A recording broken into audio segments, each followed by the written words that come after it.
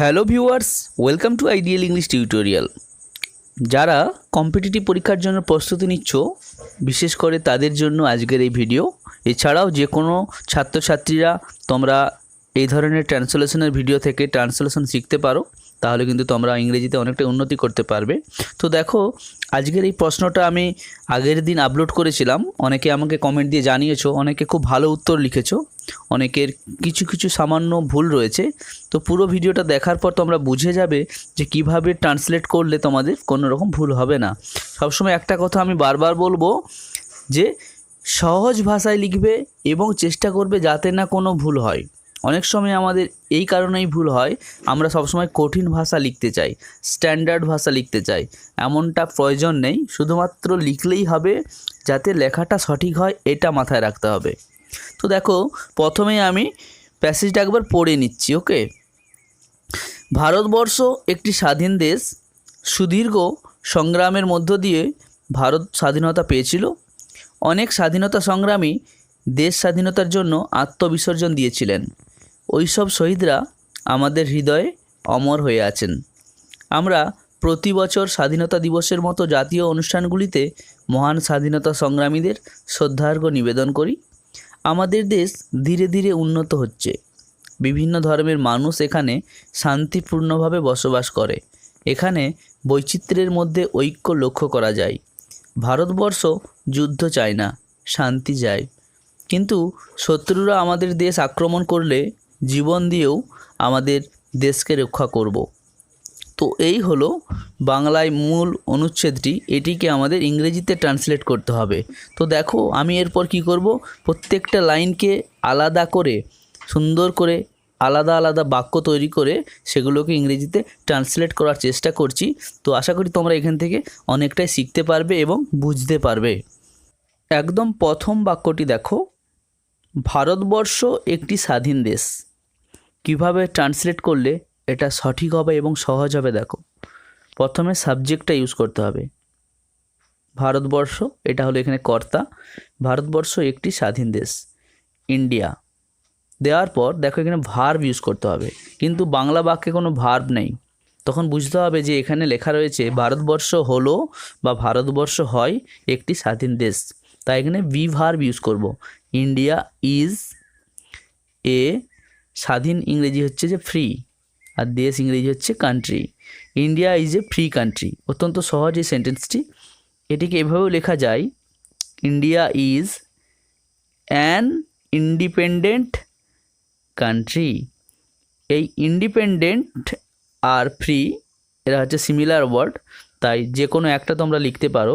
কিন্তু মনে রাখবে, যখন ইন্ডিপেন্ডেন্ট লিখবে তখন অবশ্যই কিন্তু অ্যান ইউজ করতে হবে, কারণ ইন্ডিপেন্ডেন্ট প্রথমে আই দিয়ে শুরু হয়েছে। তাই প্রথমে যেহেতু আই ভাওয়েল রয়েছে, তাই এখানে অ্যান বসবে। তো অনেক সময় কি হয়, আমরা এরকম এ অ্যানের ব্যবহারও কিন্তু ভুল করে ফেলি। এগুলোও কিন্তু খেয়াল রাখতে হবে। India is a free country অথবা India is an independent country. দ্বিতীয় বাক্যটা দেখো, সুদীর্ঘ সংগ্রামের মধ্য দিয়ে ভারত স্বাধীনতা পেয়েছিল। তো কিভাবে বাক্যটাকে আমি শুরু করব দেখো। সাবজেক্ট কি? ভারত। ভার্ব হচ্ছে পেয়েছিল। কি পেয়েছিল? স্বাধীনতা। অবজেক্ট, অর্থাৎ সাবজেক্ট ভার্ব অবজেক্ট, এটা হচ্ছে মূল ফরমেশন। আর সুদীর্ঘ সংগ্রামের মধ্য দিয়ে এটা হচ্ছে আদার্স, অর্থাৎ এটা শেষে যোগ করব। তো সাবজেক্ট প্রথমে লিখতে হবে ইন্ডিয়া। পেয়েছিল ইংরেজি গেট থেকে হবে goat, past indefinite tense. India goat, কি পেয়েছিল? স্বাধীনতা। দেখো ইন্ডিপেন্ডেন্স, অথবা তোমরা লিখতে পারো ফ্রিডম, কারণ ফ্রিডম আর ইন্ডিপেন্ডেন্স দুটোই হচ্ছে সমার্থক শব্দ। India got independence or freedom. তো মনে রাখবে, তোমরা কিন্তু পরীক্ষায় প্রশ্ন আসলে এরকম দুটো লিখবে না, যে কোনো একটাই লিখবে। আমি এখানে তোমাদের বোঝার জন্য দুটো অবলিক চিহ্ন দিয়ে লিখলাম, তোমরা যে কোনো একটাই ইউজ করবে। India got independence. এরপর দেখো সুদীর্ঘ সংগ্রামের মধ্য দিয়ে। তো মনে রাখবে, যখন আমরা বাক্যকে এক্সটেন্ড করি বা বাড়াই, তখন কি করব? বেশিরভাগ ক্ষেত্রে আমরা প্রিপোজিশনটা ইউজ করি। দেখো, by a long struggle. Struggle কথার অর্থ হলো সংগ্রাম, আর লং কথার অর্থ হলো সুদীর্ঘ। তাই সুদীর্ঘ সংগ্রামের মধ্য দিয়ে, by a long struggle, India got independence by a long struggle. এটা করলে খুব সুন্দর হবে। এর পরের বাক্যটা দেখো, অনেক স্বাধীনতা সংগ্রামী দেশ স্বাধীনতার জন্য আত্মবিসর্জন দিয়েছিলেন। তো এক্ষেত্রেও দেখো প্রথমে সাবজেক্টটাকে বেছে নেব। অনেক স্বাধীনতা সংগ্রামী বিসর্জন দিয়েছিলেন, তারপরে দেখো আত্ম, এটা হচ্ছে অবজেক্ট, আর দেশ স্বাধীনতার জন্য এটা শেষে যোগ করব। তো একটার পর একটা অংশ আমি এখানে অ্যাড করছি। দেখো, মেনি ফ্রিডম ফাইটার্স, অনেক স্বাধীনতা সংগ্রামী, স্যাক্রিফাইসড কথার অর্থ হলো বিসর্জন দিয়েছিলেন, দেয়ার লাইভস অর্থাৎ তাদের জীবন, অর্থাৎ স্যাক্রিফাইসড দেয়ার লাইভস কথার অর্থ হলো আত্মবিসর্জন দিয়েছিলেন। Many freedom fighters sacrificed their lives, দেশ স্বাধীনতার জন্য, দেখো for the independence of the country অর্থাৎ দেশের স্বাধীনতার জন্য, ফর দি ইন্ডিপেন্ডেন্স অর্থাৎ স্বাধীনতার জন্য, কিসের, দেখো অফ দিয়ে যোগ করছি, অফ দ্য কান্ট্রি অর্থাৎ দেশের। এভাবে কী হবে, যদি আমরা বুঝে বুঝে সেন্টেন্সগুলো তৈরি করি আমরা শিখতেও পারবো এবং এগুলো নির্ভুল হবে। এরপর ওই সব শহীদরা আমাদের হৃদয়ে অমর হয়ে আছেন। ওই সব শহীদরা হচ্ছে সাবজেক্ট, প্রথমে লিখে ফেললাম দোজ মার্টায়ার্স, শহীদ কথার অর্থ হলো মার্টায়ার্স, দোজ মার্টায়ার্স, দেখো অমর হয়ে আছেন এই অংশটাকে, আর ইমোর্টাল অর্থাৎ ওনারা হন অমর, হয়ে আছেন বলতে কি হয়েছে এখানে বিভার দিয়ে করলাম, অর্থাৎ ওনারা হন অমর, অমর ইংরেজি হচ্ছে ইমোর্টাল। তাহলে দোজ মার্টায়ার্স আর ইমোর্টাল কোথায়, দেখো আদার্স যোগ হচ্ছে এখানে, ইন আওয়ার হার্টস আমাদের হৃদয়ে, দেখো প্রিপোজিশনটা ইউজ করলাম ইন, এই রকম উপযুক্ত স্থানে উপযুক্ত প্রিপোজিশন ব্যবহার করাটা জানতে হবে। কোথায় অমর হয়ে আছেন, আমাদের হৃদয়ে, ইন আওয়ার হার্টস। এর পরের বাক্যটা দেখো, আমরা প্রতি বছর স্বাধীনতা দিবসের মতো জাতীয় অনুষ্ঠানগুলিতে মহান স্বাধীনতা সংগ্রামীদের শ্রদ্ধার্ঘ্য নিবেদন করি। তো প্রথমেই দেখো যে কাজটা হবে, সাবজেক্ট ভার্ব এবং অবজেক্টটা আগে খুঁজে নিতে হবে, সেগুলো দেখে নাও। আমরা হচ্ছে সাবজেক্ট, নিবেদন করি দেখো এখানে হবে ভার্ব, এরপর দেখো শ্রদ্ধার্ঘ্য এটা হচ্ছে অবজেক্ট, এবং এখানে দেখো দুটো অবজেক্ট রয়েছে, মহান স্বাধীনতা সংগ্রামীদের এটা হচ্ছে আর একটা অবজেক্ট। অনেক সময় কি হয় এক একটা বাক্যে দুটো করে অবজেক্ট থাকে, তো সেক্ষেত্রে আমি এখানে দুটো অবজেক্টই বেছে নিলাম। তো এটা হচ্ছে প্রাথমিক কাজ।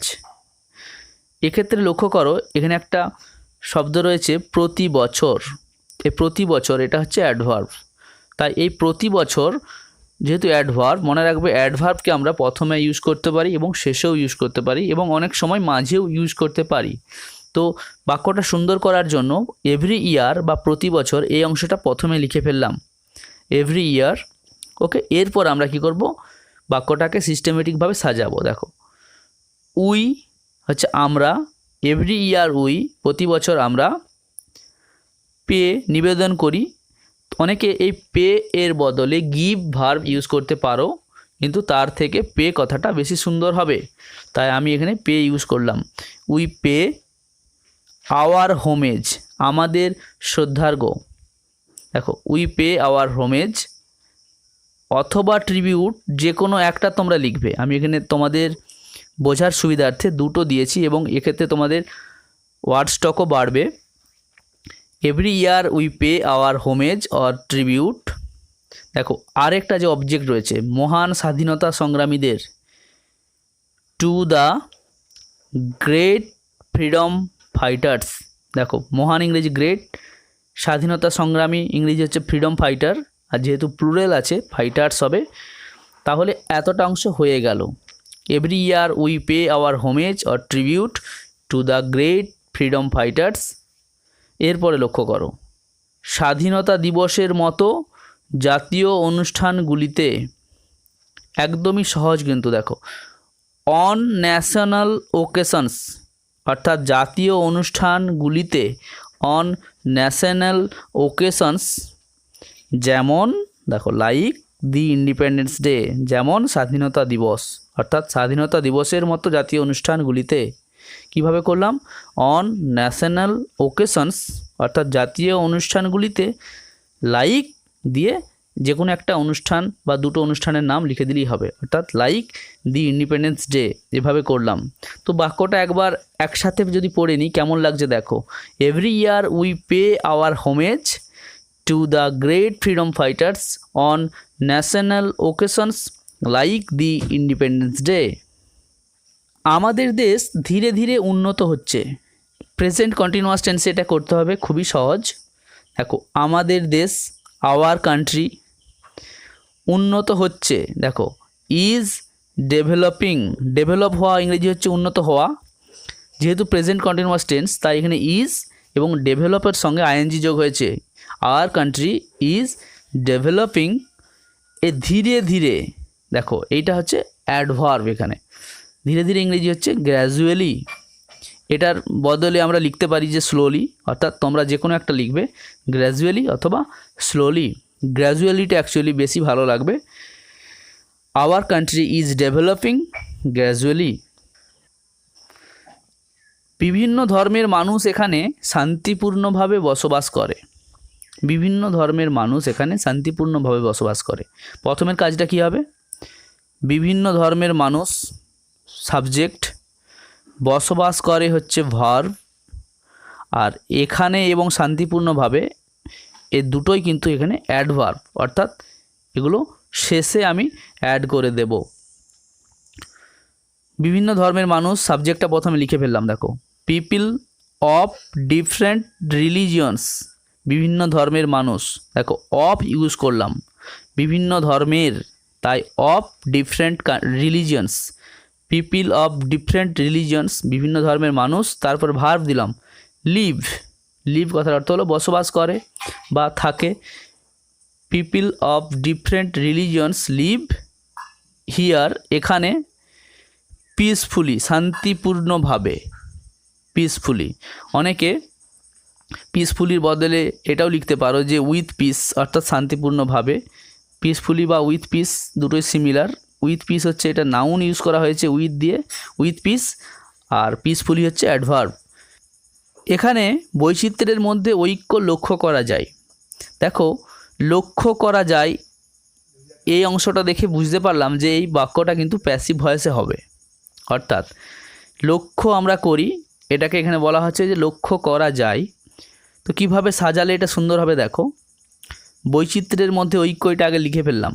ইউনিটি ইন ডাইভার্সিটি, বৈচিত্র্য ইংরেজি হচ্ছে ডাইভার্সিটি, আর ঐক্য ইংরেজি হচ্ছে ইউনিটি, তাই বৈচিত্র্যের মধ্যে ঐক্য, unity in diversity is found, লক্ষ্য করা যায়, প্রেজেন্ট ইনডিফিনাইট টেন্সে এটাকে প্যাসিভ ভয়েস করলাম।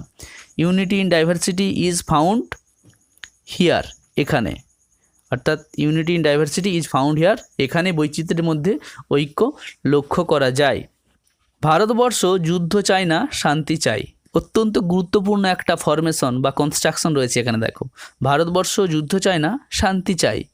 কিভাবে করব? প্রথমের অংশটাকে আগে লিখবো, দেখো ইন্ডিয়া চায়না, যেহেতু নেগেটিভ সেন্টেন্স, অর্থাৎ হবে ডাজ নট ওয়ান্ট, কারণ সিম্পল প্রেজেন্ট টেন্সের ক্ষেত্রে কি হয়, নেগেটিভ করতে গেলে ডাজ নট নিয়ে আসতে হয় এবং তারপরে মেন ভার্ব বসে। ইন্ডিয়া ডাজ নট ওয়ান্ট, অর্থাৎ ভারত চায় না, কি চায় না? ওয়ার, যুদ্ধ চায় না। ওকে, অর্থাৎ প্রথমের অংশটা কিন্তু আমি করে ফেললাম, এটা নির্ভুল রয়েছে। এরপরে কাজ হচ্ছে, দেখো দ্বিতীয় অংশটা রয়েছে শান্তি চাই, অর্থাৎ তার বিপরীত কথাটা বলছে। সঙ্গে সঙ্গে এরকম প্রশ্ন হলে তোমরা কি করবে? বাট ইউজ করবে, বাট ইউজ করে যেটা চাই, অর্থাৎ পরে যে অপশনটা দিচ্ছে সেটা তোমাকে লিখতে হবে, অর্থাৎ শান্তি। দেখো বাট পিস, অর্থাৎ শান্তি চাই, এভাবে করা যায়।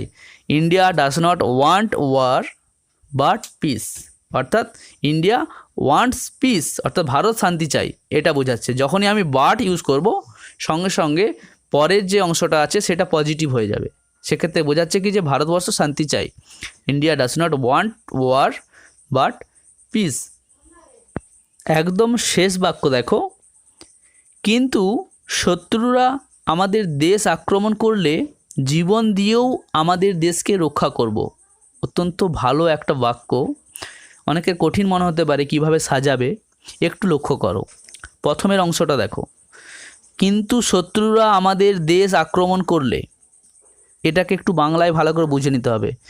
কিন্তু যদি শত্রুরা আমাদের দেশ আক্রমণ করে, এই যদি কথাটা কিন্তু ইউজ করলে সহজে করা যাবে। কিন্তু যদি শত্রুরা আমাদের দেশ আক্রমণ করে, but if the enemies attack our country, একদম সহজ, simple present tense. If the enemies attack, attack কথার অর্থ হলো আক্রমণ করা, আওয়ার কান্ট্রি আমাদের দেশ, আর শত্রু ইংরেজি হচ্ছে enemies. If the enemies attack our country, এর পরের অংশটা দেখো, জীবন দিয়েও আমাদের দেশকে রক্ষা করব। দেখো, আমাদের দেশকে রক্ষা করব, এই অংশটা আগে লিখে ফেলি।